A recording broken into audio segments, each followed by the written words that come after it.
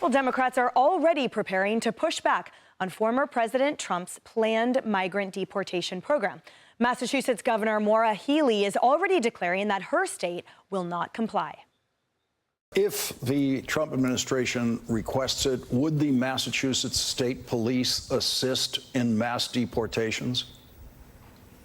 No, absolutely not. Every tool in the toolbox has got to be used to protect our citizens, to protect our residents, and protect our states, and certainly to hold the line on democracy and the rule of law. But the president-elect's newly named border czar, Tom Homan, says he won't be stopped by sanctuary cities or states. Watch. And look, I've seen some of these Democratic governors say they're going to stand in the way. They're going to make it hard for us. Well, a suggestion: if you're not going to help us, get the hell out of the way, because we're going to do it. So if we can't get assistance from New York City, and we may have to double the number of agents we send to New York City, because we're going to do the job. We're going to do the job without you or with you. And Homan defended the president-elect's deportation plan, saying that it puts our national security first. President Trump has made it clear we will prioritize public safety threats and national security threats first. If you're in the country illegally, you shouldn't feel comfortable. Absolutely not. I won't feel comfortable if I'm in the country illegally. You shouldn't be comfortable either, because when you enter this country illegally, you have committed a crime. You are a criminal, and you're not off the table.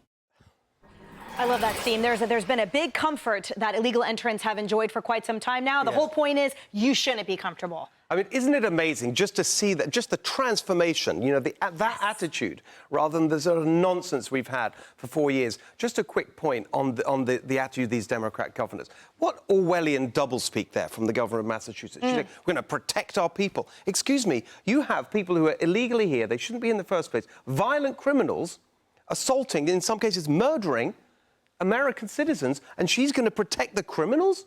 It's just absolutely extraordinary. And that's what's been happening for 4 years. We talked about this last week, Harris, that indeed, where was the protection? Where was that strength during the last 4 years when our American citizens have been under attack? Well, and I would add to that, Emily, where was the compunction to use it if it even existed in the first place? I mean, where was the intestinal fortitude to look at the southern border? And by the way, we don't talk enough about the northern border, but to look at how porous our entry points on our country have been throughout this administration. Where was the intestinal fortitude to say, no, enough. We're going to do this the right way. We want legal immigrants in this country. I just don't know. It's like she lost her voice, Kamala Harris. I'm not sure, but she was in charge. With or without the title of czar, she was the vice president who Biden picked to solve the problems on the border. And it seems, Kaylee, that messaging, that's what the voters spoke. That message of not again, no more, and it's time to prioritize Americans, which Tom Homan will clearly drive. Tom Homan is incredible. Tom Homan is tough, firm. He's the guy to get the job done. I'm glad he is border czar. But prepare for that man to be villainized and demonized, and Trump too, and Stephen Miller too.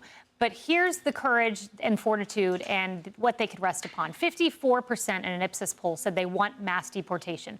Public opinion has shifted. They stand behind the plan of the Trump administration. Because why? 8 million plus legal immigrants have entered the country. 50,000 pounds of fentanyl since Biden took office. That's enough to kill every man, woman, and child multiple times over in this country. 24,000 Chinese nationals in 2023 alone crossed our border. That's why Tom Homan conveys his message with so much passion, because he has seen the risk that you all are at because of a lawless southern border. He may be villainized, but the American people are behind him. Kaylee, your thoughts?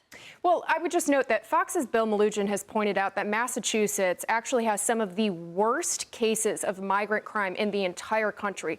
Horrible case. It defies all logic and reason that the Democratic governor of Massachusetts would go on camera and defend those kinds of criminal migrants who should have been deported a very long time ago. And you're right, Kaylee, the vast majority of the American public stands behind the mass deportations. This isn't controversial. It's basic law enforcement. If you are violating U.S. law, you do not belong here. And so we'll see what happens in the days ahead. But I would imagine that the Trump administration is going to get pretty strict with some of these sanctuary cities in particular, not just sending a few hundred more ICE agents, but actually putting at risk the federal funding of cities and states that refuse to abide by federal immigration law. As they should. And to your point, remember, it's Minnesota that has the largest percentage of ISIS radicalized members, over 27% from the former Democrat candidate for vice president's home state. And remember when Jen Psaki laughed at the notion of people in Virginia caring about illegal immigration? Yes. The whole point is every state has been a border state under the past administration. Hey everyone, I'm Emily Campagno. Catch me and my co-hosts Harris Faulkner and Kaylee McEnany on Outnumbered every weekday at 12 p.m. Eastern, or set your DVR.